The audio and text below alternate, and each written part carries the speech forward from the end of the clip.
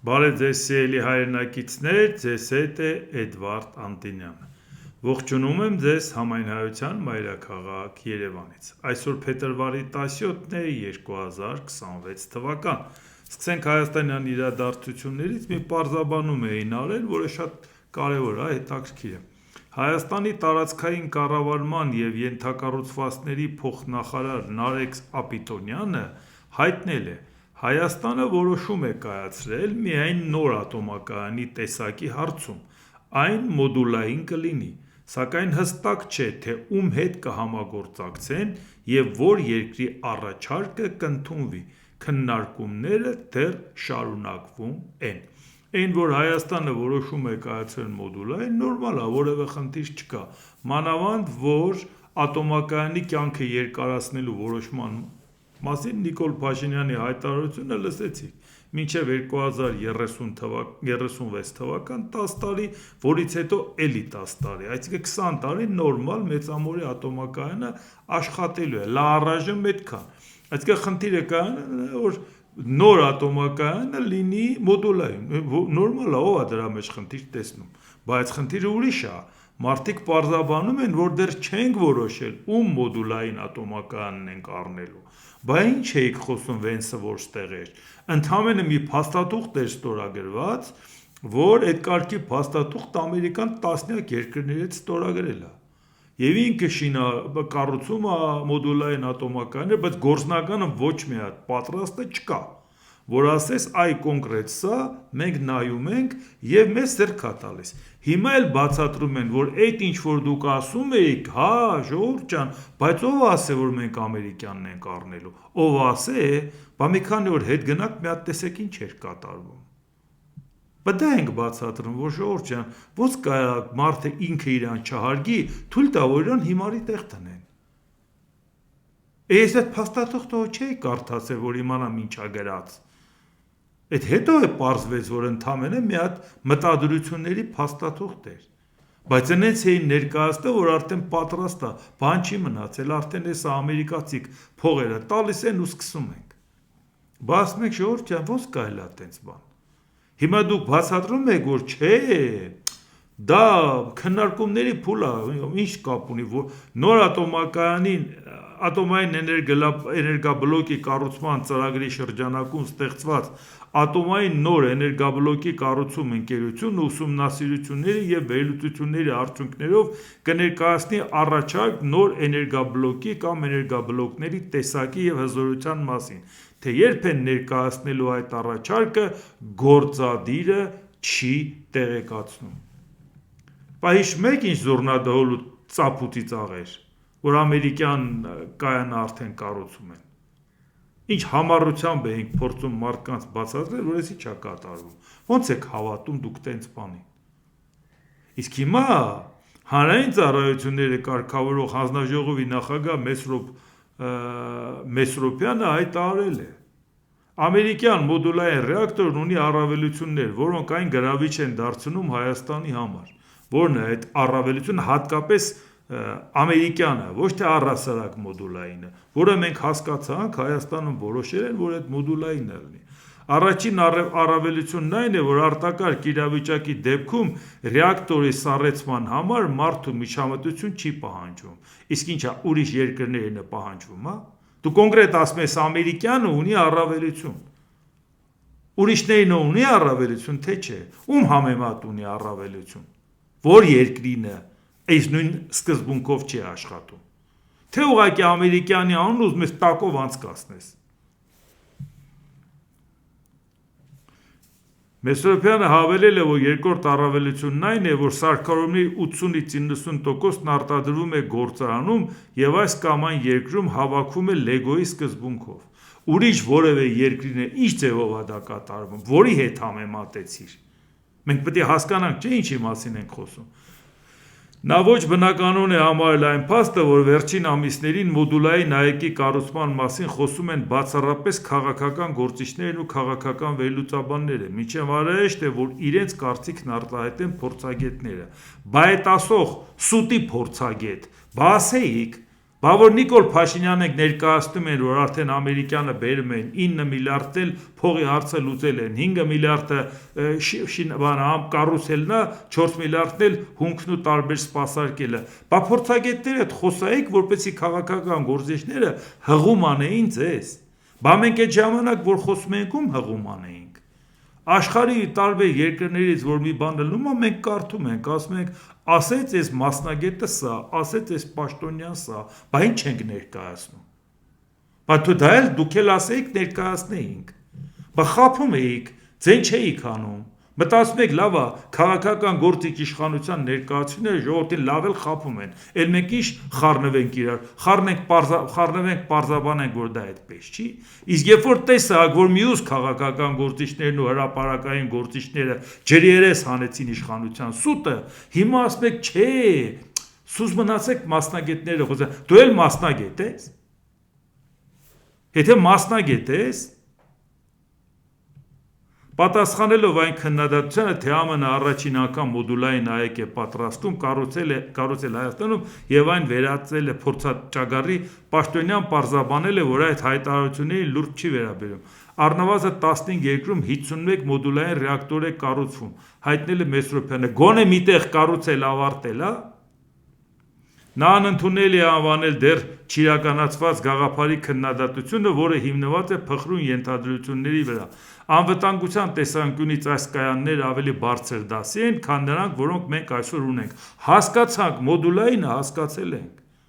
բայց ուրիշ երկրին է, թե Ամերիկայինը։ Մոդուլային կայաններն ավելի ճկուն են եւ դրանց աշխատանքն ավելի արդյունավետ է, վստահեցել է Հանրային ծառայությունները կարգավորող հանձնաժողովի նախագահ։ Դու կարայիր գնայր абստրակտ նկարիչ աշխատեիր, երիտասարդ, դու ընդհանրապես բան չես հասկանում այս գործից, կամ ուզում ես փորձես մարդկանց թյուրիմացության մեջ գցես։ Դու հիմա ինչ է, բան ես, հա, նկարագրում ես, ասում է արվեստագետը այսպես է տեսնում։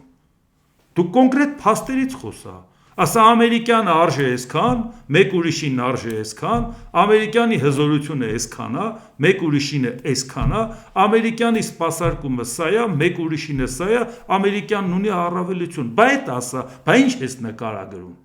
Քո նկարագրածի մեջ որևէ մասնագիտական զրույց կար։ Մենք քո ինչին հղում անենք։ Այս անգրագիտությանը կարող է ինչ-որ մասնագետել ես, բայց դու ոնց կարաս Նիկոլին ծառայես, մասնագետ մնաս։ Պետք է ուղեղը դատարկես, որ Նիկոլին ծառայելուց կարողանաս նորմալ ծառայել։ Հիմա քո ասածից ինչ հասկացանք։ Մենք հիմա ուզում ենք առնենք, մենք առնողն ենք։ Ումից առնենք։ Ամերիկյանի որ պարամետրը դու նշեցիր։ Համեմատեցիր որի հետ, որ երկրի հետ։ Հզորությունը, ինչը, մյուսը, մենք ինչ լս, ասում մասնագետներին լսեք, լսեցինք մասնագետին։ Քո պես մասնագետը չունենանք։ Էսա քո խելքի մասնագետը։ Դե վաղը պատասխանի կոնկրետ հարցերի, ոչ թե ասա ամերիկյան մոդուլայինը առավելություն ունի, ինչի նկատմամբ, սովորականի նկատմամբ, իսկ մի ուրիշը մոդուլայինը առավելություն չունի, այս խելքով են Ժողովուրդ ջան փորձում ձեր թյուրիմացության մեջ գցել, դրա համար է մարդուները վեր քայքայվում, էլի, էս էլ իրանց մասնագետն է։ ԱՄՆ պետքարտուղար Մարկո Ռուբիոն ապրիլյան ընտրություններից առաջ ԱՄՆ-ի ամբողջ աջակցությունը հայտնելով Վաղեւի հունգարացի ազգայնական առաջնորդին հայտարարել է, ինդիկատիվ Վիկտոր Օրբանին, էլի։ ԱՄՆ նախագահ Դոնալդ Թրամփը հանձնառու է Հունգարիայի վարչապետ Վիկտոր Օրբանի հաջողությանը, քանի որ նրա առաջնորդությունը կարևոր է ԱՄՆ ազգային շահերի համար։ Բուդապեշտում Օրբանի հետ համատեղ մամուլի ասուլիսում Ռուբիոն ասել է, որ ԱՄՆ-ի եւ Հունգարիայի կապերը մտնում են ոսկե դարաշրջան, սակայն դա կարծես պայմանավորել է Օրբանի առաջնորդության շարունակմամբ։ Նախագահ Թրամփը խորապես նվիրված է ձեր հաջողությանը, քանի որ ձեր հաջողությունը մեր հաջողությունն է։ Մենք ուզում ենք, որ այս երկիրը լավ զարգանա, դա մեր ազգային շահերից է բխում, հատկապես քանի դեռ դուք վարչապետն ու այս երկրի առաջնորդն եք, ասել է ԱՄՆ պետքարտուղարը։ Հիմա ես ուզում եմ, որ դուք պատկերացնեք, որ ԱՄՆ պետքարտուղարը գնում է մի երկիր, բարեկամ երկիր, ՆԱՏՕ-ի անդամ, Եվրամիության անդամ երկիր, եւ նրան ասում է, որ մեր շահերից է բխում, որ դու հաղթես։ Մի երկիր, որը որ Ռուսաստանի ստրուկ է աշխատում, իր մասնագիտությունը դա է, առավոտ արթնանում է եւ աշխատում է Ռուսաստանի ստրուկ։ Այսինքն դու փաստորեն ասում ես մեր քո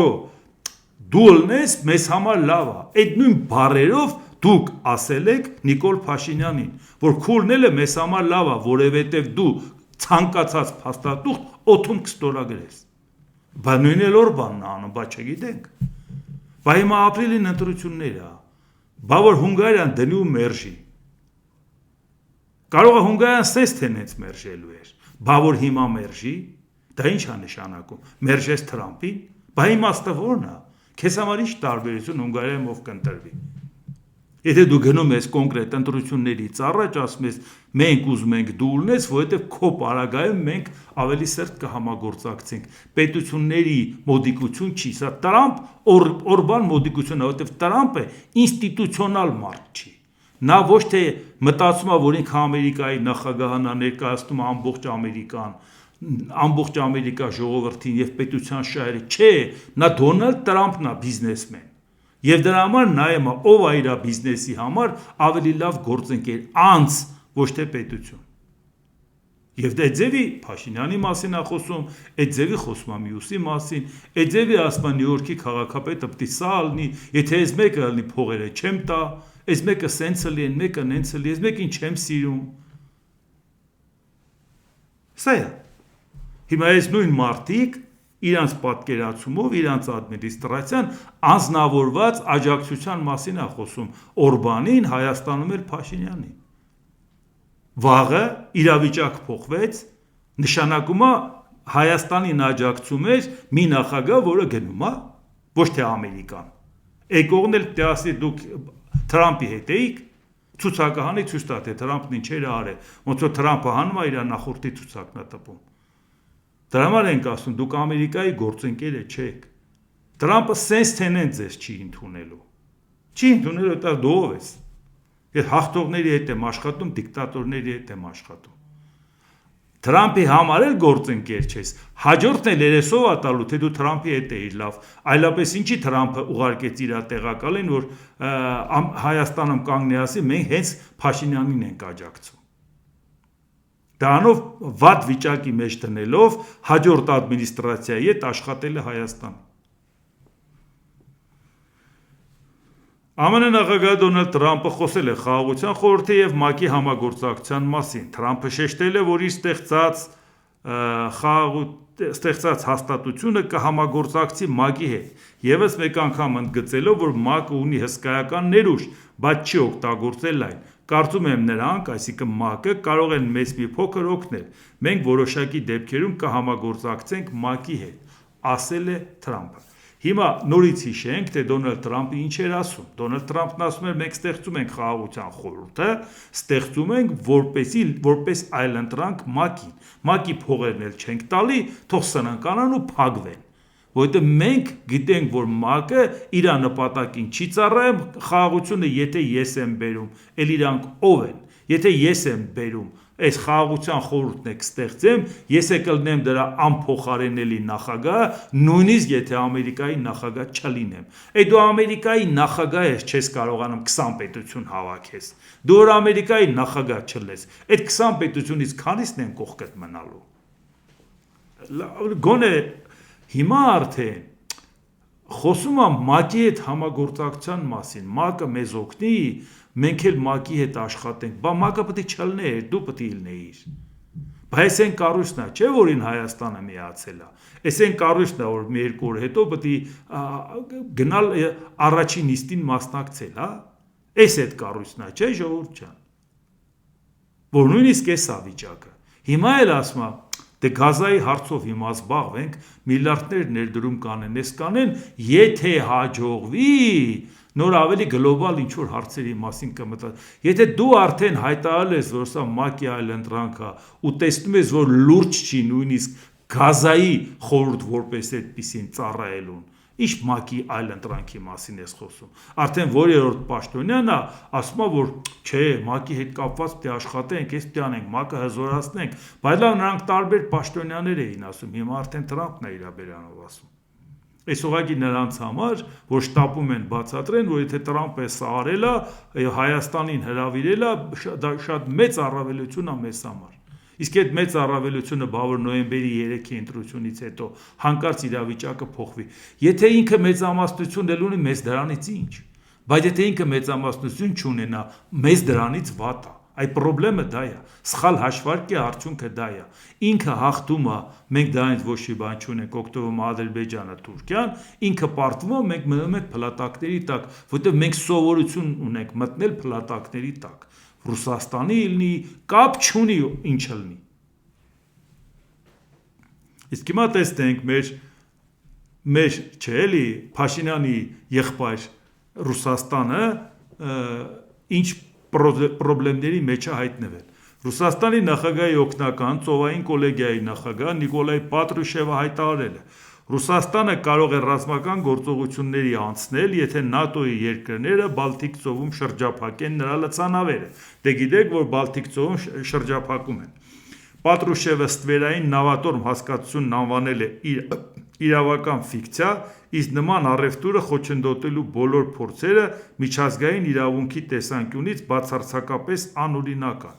Եվրոպացիները իրականացնելով ծովային շրջափակման ծրագրեր, գիտակցաբար իրագործում են ռազմական էսկալացիայի սցենար, շոշափում են մեր համբերության սահմանները և դրդում պատասխան ակտիվ միջոցների։ Եթե խաղաղ ճանապարհով այս իրավիճակը կարգավորել չհաջողվի, ապա շրջափակումը կճեղքի և կվերացնի ռազմածովային նավատորմը, ընդգծել է Պատրուշևը։ Այսինքն հարված են հասցնելու ՆԱՏՕ-ին։ Պատրուշևը հավելել է, որ եվրոպական դրոշների ներքո բազմաթիվ նավեր են նավարկում և Ռուսաստանին նույնպես կարող է հետաքրքիր դառնալ, թե ինչ են նրանք տեղափոխում և ուր։ Այսինքն ինքը ուզում է ասի, պատասխան քայլը կարող ենք եվրոպական դրոշի ներքո նավերը կանգնացնել և ստուգել։ Այսինքն դուք հասկանում եք դա ինչ է նշանակում։ Պատրուշևը Բալթյան տարածաշրջանի ներկա իրավիճակը բնութագրել է որպես ոչ պարզ, նշելով, որ ՆԱՏՕ-ականները փաստացի ստեղծում են բազմազգ խմբավորում, որն ուղղված է հարձակողական գործողություններին, Կալինինգրադի մարզի շրջափակմանը, առևտրային նավերի զավթմանը և ստորջրյա հաղորդակցության ուղիների դիվերսիաներին։ Իդեպ Կալինինգրադի հետ կապված որ ասում է, բավական գործիմաց պաշտոնյաներ, այն թվում ռազմական գործիչներ, ուղղակի կոնկրետ գործող պաշտոնյա չէր, դրա համար մեջբերում չարեցի, ուղղակի գործին տեղյակ մարդիկ պարզապես հայտնում են կարծիք, որ բավական է մի հատ հակահարված տա Ռուսաստանը, թեթև թեկուզ ՆԱՏՕ-ի անդամ որևէ պետության, անմիջապես Կալինինգրադը շրջափակելու են և Կալինինգրադը վերցնեն։ Առաջի հարվածը, առաջի քայլը լինելու է դա, որտեղ Կալինինգրադը բավական մոտ է այն դիրքերին, որ Եվրոպայի համար վտանգ է ներկայացնում, առիթն օգտագործելու են դա վերցնեն։ Այնպես որ Ռուսաստանը հիմա այս հոխորտ տալով հերթական խնդիրն է իր համար սկսում։ Պատրուշևը նաև մեկնաբանել է համաշխարհային օվկիանոսի այլ ջրատարածքներում Ռուսաստանի դրոշի ներքո նավարկող տանկերների կալանումները։ Նման ծովահենային հարձակումները կուժեղանան, ուստի այժմ մշակվում են պատասխան միջոցներ։ Արևմտյան ընդդիմախոսները որոշել են հարված հասցնել ռուսական տնտեսության կարևոր ոլորտներից մեկին՝ արտաքին առևտրին և ցանկանում են կաթվածահար անել այն։ Հիմա տեսեք խնդիրը որն է, երբ որ ասում է պատասխան միջոցներ, ավելի հանգամանալու են, իհարկե ինքը խոսում էր, այդքան ուզեցի ես համար կարդամ, հարցը իրանք ոնց են պատկերացնում, շատ վատ վիճակի մեջ է իրանց ռազմածովային ուժերը։ Հիմա դիմել են նախագահին Վլադիմիր Պուտինին, որ լրացուցիչ միջոցներ հատկացնի, ռազմածովային ուժերը հնարավորությունները կարգի բերեն, որ կարողանան իրանց այդ ստվերային նավատորմին պաշտպանել։ Դա իհարկե ֆանտաստիկայի ժանրից է, առաջին իրանք այդ քաշը չունեն տարբեր տեղեր համաշխարհային օվկիանոսի տարբեր տարածքներում պաշտպանեն այդ նավերը, դուք պատկերացրեք ուղեկցող նավեր եք, հա ուղարկելու։ Լուրջ մի հատ ջարդուփշոր եղած, մի հատ տանկերի կողքով էլ մի հատ էլ ուղեկցող նավեր եք ուղարկելու, ու այդ ուղեկցող նավերը ինչ են անելու, պատասխան կրակ են բացելու, ինչ են անելու։ Հա, բայց իրանք հասկանում են, որ դա տարիներ կտևի եւ այդ փողը այսօր Ռուսաստանը չունի, բայց ուղղակի իրանք թվում է թե դիմացիները կարող է վախենան, ասեն, լսի, նախագահին ա դիմե, Էսա փողերը տալու է, էսա տեսեք ռազմածովային նոր ուժերը ցանկացած ծախս, որ դուք անում եք աննպատակ, դրանով քայքայում եք ձեր տնտեսությունը։ Այսինքն այդ պատերազմը հյուծելու պատերազմը, ժողովուրդ ջան, այդ պատերազմը ձեզ մզելու պատերազմը։ Խորհրդային Միությունը, որ անհամեմատ ավելի մեծ ու հզոր էր, քան Ռուսաստանը, Խորհրդային Միությունը ընդամենը 15,000 զոհ էր տվել Աֆղանստանում։ Եվ շատ սահմանափակ կոնտինգենտ էր Աֆղանստանում կռվում։ Բայց 10 տարի կռվելը բավարար էր, երկրի չափերին նայեք, Աֆղանստանում կռիվը նայեք եւ սահմանափակ կոնտինգենտը նայեք, այդ ինչ ռեսուրսերին կդրել Աֆղանստանում որ, բայց դա բավարար էր, որպեսզի դրանից հետո իր տնտեսությունը հուծվեր, մի քանի պատճառները դրան գումարվեին եւ պետությունը փլուզվեր Աֆղանստանից դուրս գալուց 2 տարի հետո, այսինքն Աֆղանստանից դուրս գալուց 2 տարի դուրս գալու պահին արդեն դուք հասկանում եք, որ երկրի վիճակը վատ է, խայտառակ ձևով որոշեցիք դուրս գալ, հասկացաք, որ այդ պատերազմը շարունակելն անիմաստ է։ Այսինքն հիմա այս որ Պատրուշևը ասում է, հոխորտում է, ոչ մեկին դա չի հետաքրքրում, որ մտածի իրանք անելու են, բայց ինքը ասում է մենք պատասխան հարված ենք տալու։ Եթե մենք նրանց կոշտ հակահարված չտանք, ապա շուտով անգլիացիները, ֆրանսիացիները եւ նույնիսկ մերձբալթյան երկրները կլեկտիանան այն աստիճան, որ կփորձեն լիովին արգելափակել մեր երկրի մուտքը դեպի ծովեր, առնվազն Ատլանտյան ավազանում, նշել է Պատրուշևը։ Ինչի մենակ Ատլանտյան ավազանում։ Այնա տենում ես բոլոր տեղերը։ Այդ այնչից է նաև գալի, որ հունվարին եվրոպական 14 երկրներ նախազգուշացրել են, որ հակազդելու են Բալտիկ եւ Հյուսիսային ծովերում Ռուսաստանի ստվերային նավատորմին 14 երկրներ։ Համատեղ հայտարարության մեջ ընդգծվել է, որ նավերը կարող են նավարկել միայն մեկ պետության դրոշի ներքո եւ պետք է ունենան վավեր փաստաթղթեր, որոնք հաստատում են դրանց տեխնիկական անվտանգությունը եւ ապահովագրությունը։ Հակառակ դեպքում լցանավերը կկալանվեն զինվորականների կողմից զննման նպատակով։ Ահա, սա այն էր, որ Ռուսաստանը իր հիմարությունը թույլ տվեց, սա այն էր, որ ստիպեց, որ Ֆինլանդիան եւ Շվեդիան դառնան ՆԱՏՕ-ի անդամ, որտեղ Ֆինլանդիան եւ Շվեդիան լինեին համենայն դեպս որպես լավ հարևան բարեկամ Ռուսաստանի համար եւ ստիպված չլինեին իրանք ՆԱՏՕ-ի անդամ դառնան։ Իրանք չէին համաձայնվի, որ այս երկրների հետ իրանք միանան եւ Ռուսաստանի համար Բալտիկ ծովը փակեն։ Ուղղակի կասեն մեր հարևանի հետ ինչի եք խնդրեմ ստեղծում մեզ համար։ Մենք չմիացած երկրներ ենք, ժողովուրդ ջան, հանգիստ թողեք, էլի գնացեք ձեր հարցերը ուրիշ տեղ լուծեք։ Բայց երբ որ Ֆինլանդիան եւ Շվեդիան դարձան, Բալտիկ ծովը Ռուսաստանի համար փակեցին։ Հիմա հասկացաք, թե ինչ է նշանակում Ուկրաինայի դեմ էիք պայքարում, որ ՆԱՏՕ-ի անդամ չդառնար։ Ֆինլանդիան ու Շվեդիան դառան, Թուրքիան էլ եկավ մտավ Ադրբեջան, ՆԱՏՕ-ի անդամ չի։ Իսկ սա նշանակում է, դե դուք պատկերացրեք, որ այս երկրները նայում են, որ Հայաստանը ասում է Ռուսաստանը եղբայրական երկիր է, մենք Ռուսաստանի դեմ չենք ոչ մի բան անելու, չենք ասում Ռուսաստանի դեմ կռվի կամ պայքարի, բայց այդ հավերժ հավատարմության երթումը գոնե մի տա։ Դա ինչի է անում։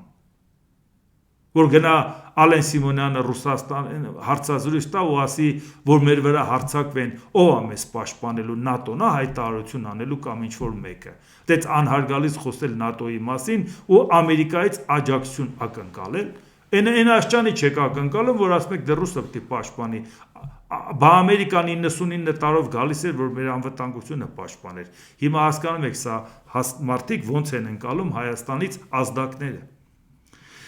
Հիմա նայենք Վրաստանը մեր հյուսային հարևանը, որ ոնց է խաղեր տալիս արևմուտքի հետ, ոնց է խաղեր տալի Ռուսաստանի հետ եւ արդյունքում ինչ վիճակում է հայտնվել, որովհետեւ այդ նույն խաղերը սպասվում է մեզ։ Մեր իշխանությունները որ փորձելու են ասել մենք գնում ենք Եվրոպա, որ գիտենք հաստատ չեն գնում եւ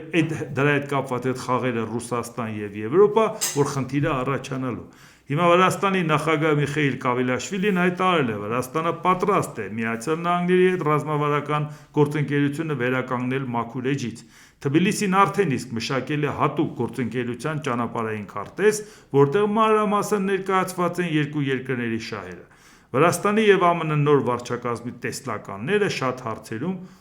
համընկնում են։ Ուշադիր նայեք։ Նոր վարչակազմերի Այսինքն ինքն էլ ուզում ասի Տրամփ, մենք քո հետ ուզում ենք աշխատենք, հները լավը չէին։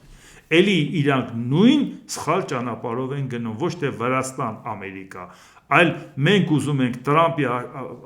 վարչակազմի հետ ոնց որ մեր շահերը համընկնում է։ Բերեք Եվրոպայի նադու Ամերիկայի հետ լավանանք։ Դուք չեք տեսնում, որ Ամերիկան չի կարողանում հաշվի չնստի Եվրոպայի կարծիքի հետ։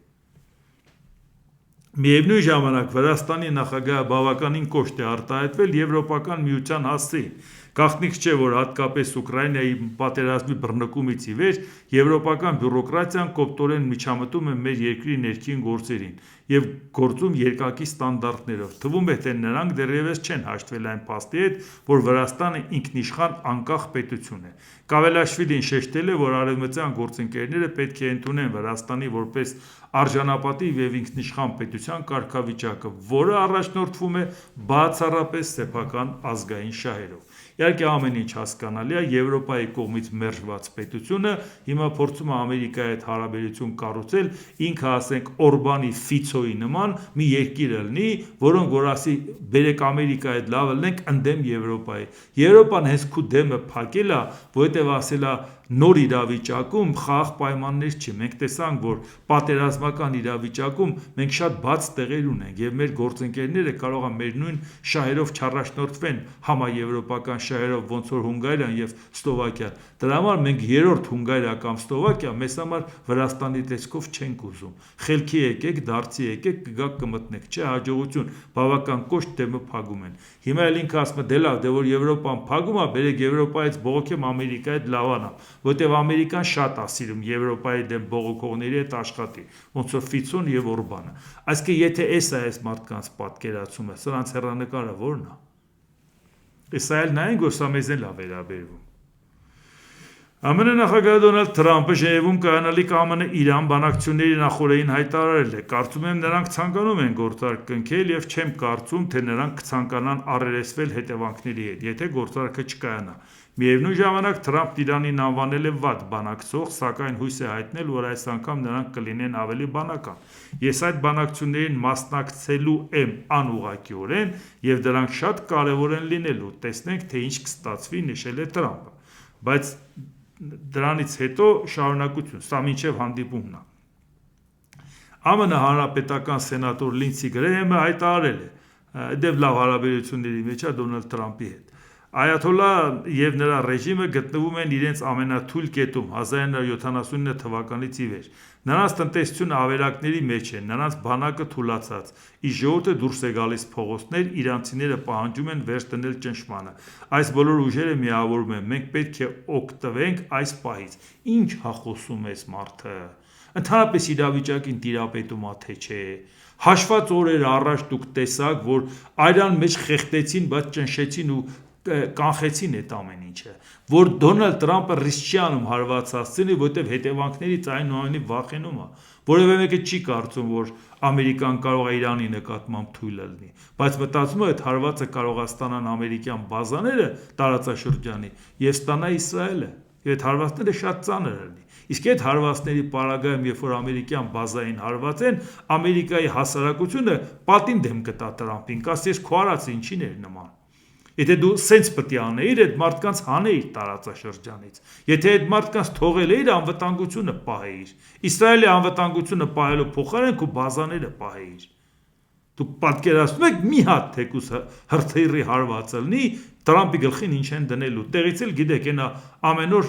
ինքը առիթը տալիս է։ Էս է վիճակը։ Ինչ ես նորից ցույց տալիս, որ Ամերիկան ցանկանում է բզբզի, այնտեղ թույլ է, այնտեղ էսա, ինչի եք մարդկանց արդարացի դժգոհությունը իրանց իշխանությունից գլուխներդ գովալով ձեր վրա քաշում։ Ու առիթ տալիս, որ այդ մարդկանց կոտորեն։ Որտեղ դրսի ագենտ են իրանք դառնում։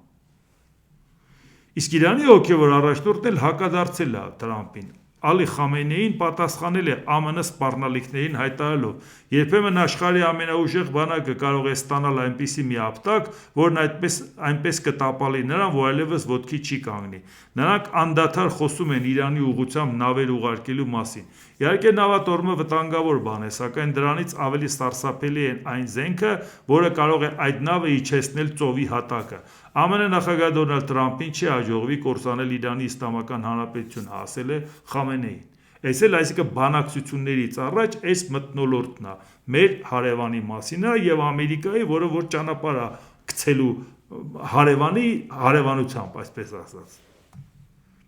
Ժնևում մեկնարկել է ԱՄՆ-ի և Իրանի պաշտոնյաների միջև անուղղակի բանակցությունների երկրորդ փուլը։ Իրանի արտաքին գործերի նախարար Աբբաս Արաղչին Օմանի իր պաշտոնակցի միջոցով կբանակցի ԱՄՆ նախագահի գնացներ Սթիվ Ուիթքոֆի և Ջարեդ Քուշների հետ։ Իդեպ արդեն հաջորդ ինֆորմացիան եղավ Իրանի և ԱՄՆ-ի միջև Ժնևում միջուկային անուղղակի բանակցությունների երկրորդ փուլն ավարտվել է, պատվիրակությունները լքել են բանակցությունների վայրը, ես ուզեցա ցույց տամ, որ այն մթնոլորտը թե ինչով են գնում բանակցության, մենք այստեղ ենք, ինչպես ասացի, բարի մտադրություններով և լրջությամբ, մենք արդյունքների վրա ենք կենտրոնացված, ժամանակը մեզ համար շատ կարևոր վճռորոշ է, ասել է Իրանի արտգործնախարարության խոսնակ Էսմայիլ Բաղային, իսկ ինչ ասել Աբբաս Արաղչին, որը մասնակիցն էր այդ բանակցությունների։ Իրանի արտգործնախարար Աբբաս Արաղչին ամերիկյան կողմի հետ անուղղակի բանակցությունների վերաբերյալ հայտարարել է, որ նախորդ հանդիպման համեմատ լավ առաջընթաց է գրանցվել և այս փուլում ավելի կառուցողական մթնոլորտ է եղել։ Մենք համաձայնության ենք եկել մի շարք ուղեցույց սկզբունքների շուրջ, որոնց հիման վրա կմշակենք հնարավոր համաձայնագրի տեքստը։ Սա չի նշանակում, որ մենք շուտով համաձայնության կհասնենք, բայց ճանապարհը սկսվել է, երբ խոսքը վերաբերում է տեքստի մշակմանը, աշխատանքը դժվարանում է, ասել է Իրանի արտգործնախարարը։ Այնուամենայնիվ մենք նայենք, որ հարցը լուծված չէ։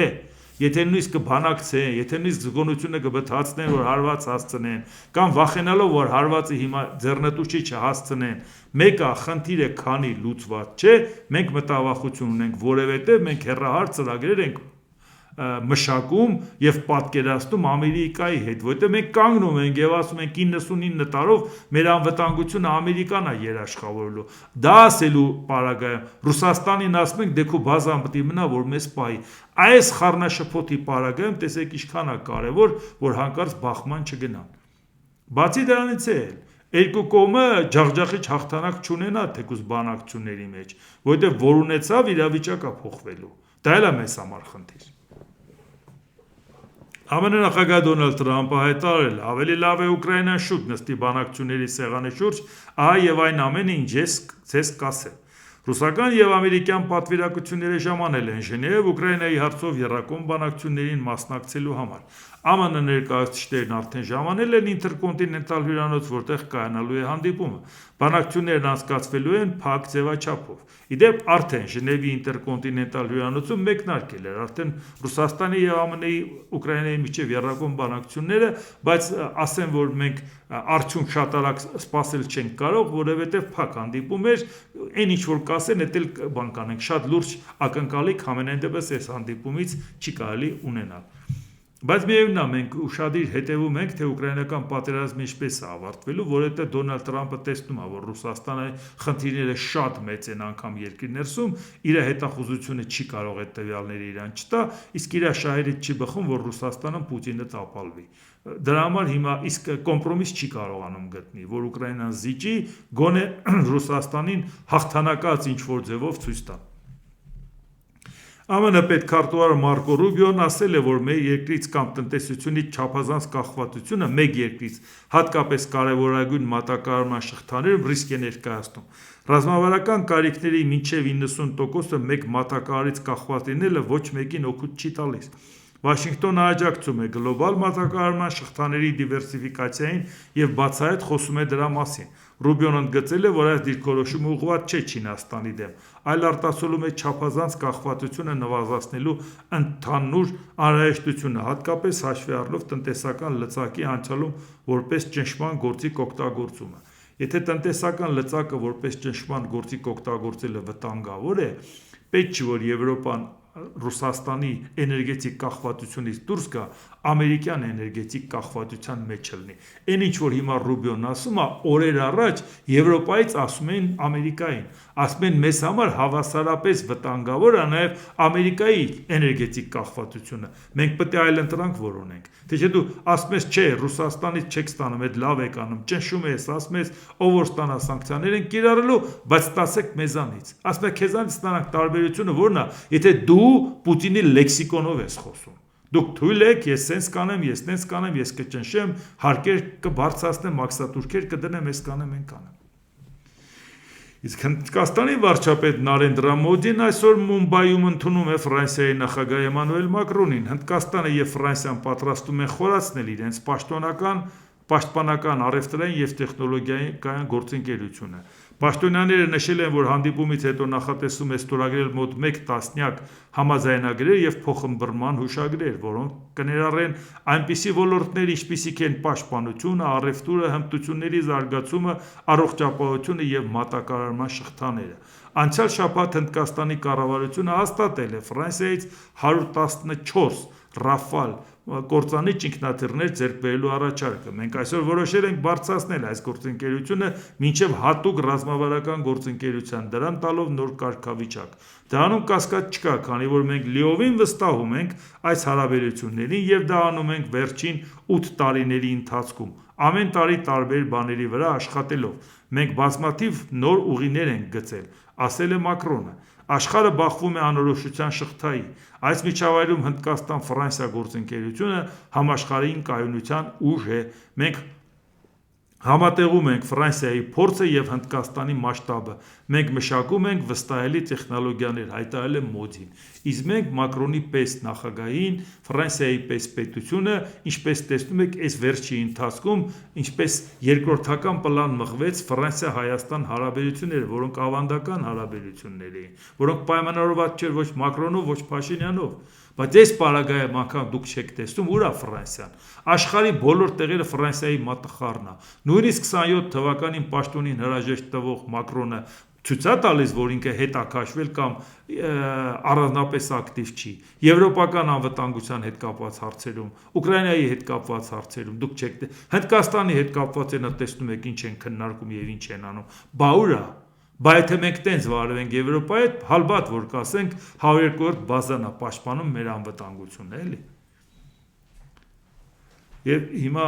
մի բան էլ է սա, Լեհաստանը հայց է նախապատրաստում ընդդեմ Ռուսաստանի սառը պատերազմի ժամանակաշրջանում իրականացված ոճրագործությունների համար ռեպարացիաներ ստանալու նպատակով։ Խոսքը վերաբերում է այն վնասին, որը երկիրը կրել է Լեհաստանի ժողովրդական հանրապետության ժամանակաշրջանում, երբ հանդիսանում էր ԽՍՀՄ դաշնակիցը։ Մոսկվայի պատմական հանցագործությունները հետաքննելու հանձնարարականը տվել է վարչապետ Դոնալդ Տուսկը։ Ռուսաստանի դեմ հայցը համահունչ է Գերմանիայից պահանջվող 1.3 տրիլիոն եվրոյի փոխհատուցմանը երկրորդ համաշխարհային պատերազմի ժամանակաշրջանի հանցագործությունների համար, թե որքան գումար կպահանջեն Մոսկվայից դեռևս վաղ է ասել։ Բայց հիմա դրան անմիջապես իրանց խելքով հակադարձել է Ռուսաստանի արտգործնախարարության պաշտոնական ներկայացուցիչ Մարիա Զախարովան։ Լեհաստանին որպես ռեպարացիա առաջարկել է, որպես ռեպարացիա կարող են տրամադրել Իվան Սուսանին օպերայի տեսագրության հղումը։ Շատ կատակասեր է այս աղջիկը,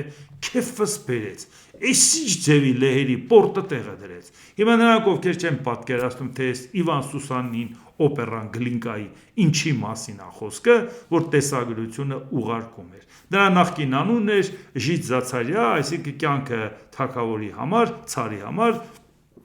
Խոսքը վերաբերվում էր նրան, որ լեհերը փորձել էին Կոստրոմայի մարզում թագաժառանգ Միխայել Ֆյոդորովիչ Ռամանովին սպանեին եւ այդ ժամանակ այս գյուղացին Իվան Սուսանինը հասկանալով, որ կարող է բռնել, նրանք գնացել էին, թաքնվել էին Կոստրոմայում, որպեսի հանկարծ չսպանեն, ինքը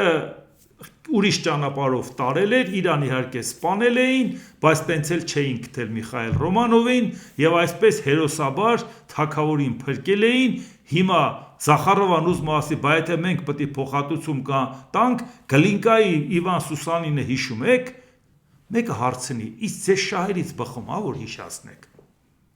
Այսինքն այդ ինչ եք պատմում դուք։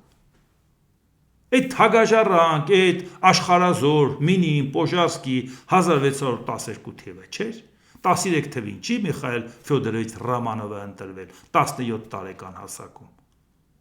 Դուք այդ ժամանակ, որ պատմում եք, որ լեհերը Կոստրոմայի մարզում ուզում էին գնան բռնեն սպանեն, մի հատ քարտեզին նայել եք, որ Վարշավայից մինչև Կոստրոմա 1700 կիլոմետր է։ Բա լեհերն ինչ գործ ունեին Կոստրոմայում։ Այս սուտի հայրենասերներ, լեհերին տեղն եք դնում, հա։ Բայց մեկ բանը Մոսկվայում 1610-ից 12 թվական ընդամենը մի հատ լեհական գառնիզոն էր, ընդամենը թագավորին պահելու համար։ Բա որ մի հատ լեհական գառնիզոն էր, թագավորին պահելու համար, որ աշխարհազորն եկավ հաղթի։ Բա Մոսկվայից մինչև Կոստրոմա 350 կիլոմետր է։ Լեհերը ինչ գործ ունեին Կոստրոմայում, ընկեր ջան, որ թագաժառանգին փրկելա Իվան Սուսանին գեղացի։ Բա դուք ինչ էիք անում։ Դուք էիք պետություն, ամար գոնե սուս մնացեք։ Դուք եք գնացեք խնդրել լեհերին 1610-ից 12 թվական ինչ էր կատարվում։ Ձեր Իվան Հայերից հետո քանի բան փոխվեց, նորմալ ժառանգել չուներ, որ պետությունը պահեր։ 1610-ից 12 թվական լեհերը Մոսկվա ինչ գործ ունեին։ Բայց ձեր Սեմի Բոյարշինան չէր գնացել լեհերի թագավոր Սիգիզմունդ III-ի ոտերն ընկել, ասել են Լեժե Դմիտրին ուզում է իշխանությունը վերցնի Լեժե Դմիտրի II-ը, որի փրթե ինքն է թագաժառանգը։ Եկեք մեզ փրկեք։ Նաև Վլադիսլավ IV Վազա իր ավակ որդուն ուղարկեց Մոսկվա, որ գնար երկիրը պահեր, դուք իրան հռչակել եք ցար, այ ձեր խիղճը մեռնի, պատմություն դուք չեք կարդում։ Դուք հռչակել եք լեհին ցար, որտեղ ոտերն եք ընկել, ասել եք արի փրկի, երկրի ներսում գա չենք կարող պահենք։ Հիմա էլ ասում եք գիտեք ինչ բանա, մենք կարանք ձեզ ոչ թե փոխհատուցում տանք, այլ կարանք Իվան Սուսանինի օպերան, Իվան Սուսանինի օպերան լսեք ու ամոթ ու մտեք թախտի տակ, որտեղ է դա ձեր իրական պատմությունը։ Չենք խոսում, որ Լեհաստանի հետ կապված դուք ինչ եք արել։ Սեպտեմբերի 1-ին 39 թվին ընդդեմ Գերմանիան մտածեց սեպտեմբերի 17-ին խորհրդային միությունը։ Նա ձեզ պահանջ դրա համար է ներկայացնում։ Այո, Գերմանիային չի ներկայացնում, որովհետև Գերմանիայի հետ ընդհանուր ապագա ունի Եվրամիության կազմում։ Ձեր հետ ունի միայն դաժան անցյալ։ Այդ դրա համար ձեզ հիշացնում է, նրան չի հիշացնում։ Դրա մասին էլ կխոսենք, ահագին հարցեր կա, բայց ձեզ շատ չհոգնեցնեմ, այսօր այսքանը, եթե հավանեցիք սեղմեք լայք կոճակը, բաժանորդագրվեք այդ Վարդանտինյան YouTube-յան ալիքին, սեղմեք զանգակ կոճակը, գրեք մեկնաբանություններ, գրեք հարցեր, դիտեք եւ դատեք ինքներդ։ Շնորհակալություն։